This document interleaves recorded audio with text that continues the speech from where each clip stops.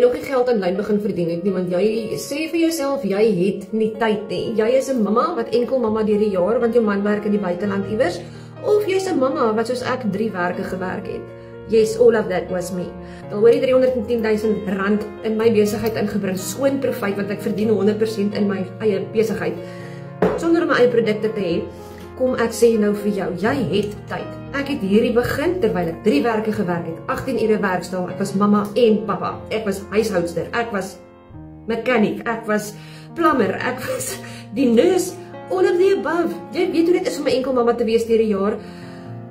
Ek kon dit regkry. As ek dit kan doen, kan jy dit ook doen. Soos jy wil weet hoe jy vir jouself 'n aanlyn inkomste van jou selfoon af kan bou, jou man uit die buiteland kan terugkry, al jou werke en side hustles kan los en 'n teenwoordige mamma wees, 'n teenwoordige gesin weer maak. Sit vir my ja in die comments en ek deel al die inligting met jou.